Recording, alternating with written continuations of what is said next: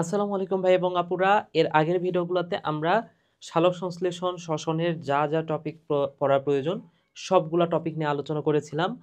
আজকের ক্লাসে আমরা একদম শ্বসনের শেষ টপিকটা অর্থাৎ শ্বসনের যে প্রভাবক সেই অংশটুকু নিয়ে আলোচনা করব। তো এর আগে কিন্তু আমরা সালোক সংশ্লেষণের প্রভাবকটাও পড়েছিলাম। তো সেখানে তোমাদের যদি মনে থাকে সালোক সংশ্লেষণের প্রভাবক এটা দুই ধরনের ছিল। তো শ্বসনের প্রভাবক এটাও কিন্তু দুই ধরনের। একটাকে বলা হচ্ছে বাহ্যিক প্রভাবক, একটা হচ্ছে বাহ্যিক আর একটা হচ্ছে অভ্যন্তরীণ।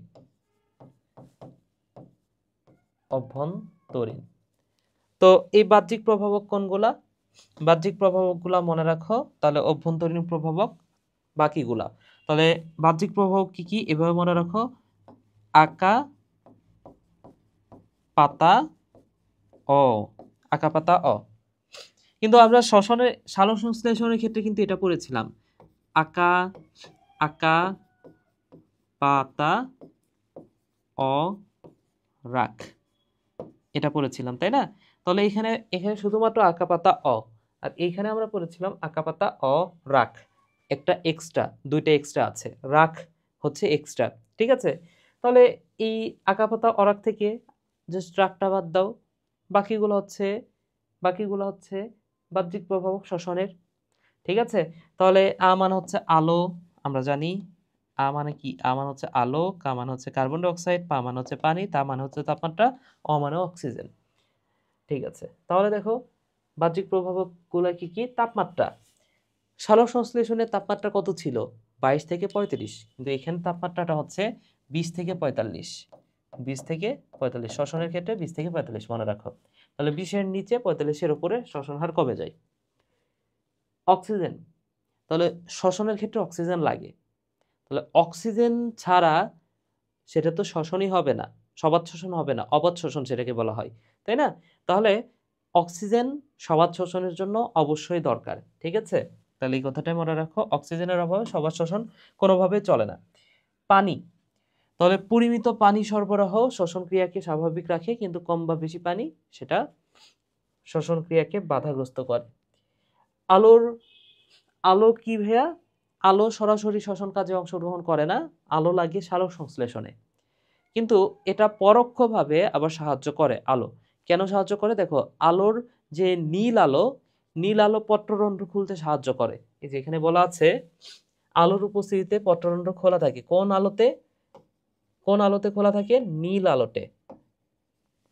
এই নীল আলোর কারণে পত্ররন্ধ্র খোলা আছে, তার মানে কি অক্সিজেন, সালোক সংশ্লেষ শ্বসনে তো অক্সিজেন দরকার, তাহলে এই অক্সিজেনটা পাওয়া যাচ্ছে কোথা থেকে?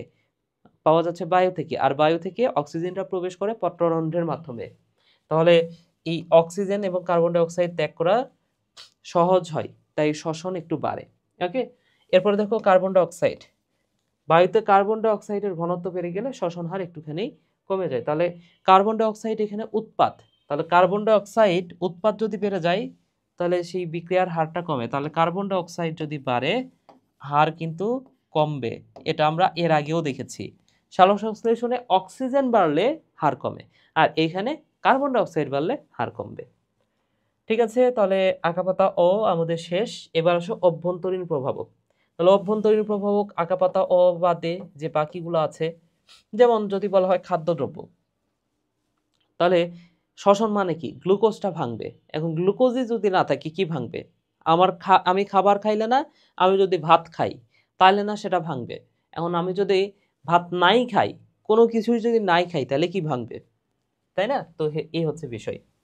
তারপরেও ভাঙার জিনিস আছে, তো ওই বিষয়টা বাদ দাও, ধরে নাও যে খাবার খাচ্ছি না, তাহলে ভাঙবেটা কি? তাহলে শ্বসন প্রক্রিয়ায় খাদ্যদ্রব্য ভেঙে শক্তি, পানি, কার্বন ডাই অক্সাইড নির্গত করে, তাই খাদ্যদ্রব্যের পরিমাণ এবং ধরন শ্বসন হার নিয়ন্ত্রণ করে। আচ্ছা, উৎসেচক। উৎসেচক মানে হচ্ছে এনজাইম, এটা হচ্ছে এনজাইম। তাহলে শ্বসন প্রক্রিয়া অনেক ধরনের এনজাইম অংশগ্রহণ করে, এনজাইমের ঘাটতি শ্বসনের হার কমিয়ে দেয়। ঠিক আছে, এনজাইম কম হলে, এনজাইম যদি কম হয় তাহলে হার কমবে, এই কথাটা মনে রাখো, হার কমে। ঠিক আছে, অজৈব লবণ। কোন কোন লবণ শ্বসন প্রক্রিয়াকে ব্যাহত করলেও কোষের সুষ্ঠু ও স্বাভাবিক কাজের জন্য এবং স্বাভাবিক শ্বসন ক্রিয়া পরিচালনার জন্য অজৈব লবণ দরকার আছে। এবং কোষ মধ্যস্থ পানি।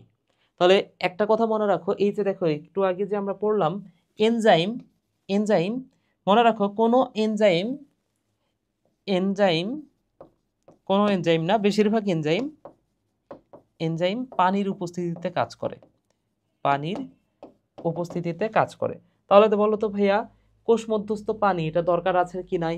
তাহলে পানি যদি পরিমিত পরিমাণে থাকে তাহলে সেখানে এনজাইমের কার্যকারিতা প্রকাশ পায়, এনজাইমের কার্যকারিতা প্রকাশের জন্য পানি প্রয়োজন, এই কথাটা মনে রাখো। তাহলে এই ছিল শ্বসনের প্রভাবক সমূহ। আমরা বাহ্যিক এবং অভ্যন্তরীণ প্রভাবক পড়লাম, খুবই সহজ একটা টপিক। তো তোমাদের কোথাও বুঝতে সমস্যা হলে আমাকে কমেন্টে জানাতে পারো। যদি ভিডিওটা ভালো লাগে ভিডিওটা লাইক দিও, শেয়ার কইরো, বন্ধুদের মাঝে ছড়াই দিতে পারো। তো সবাই ভালো থাকো ভাইয়েরা, সুস্থ থাকো, টাটা।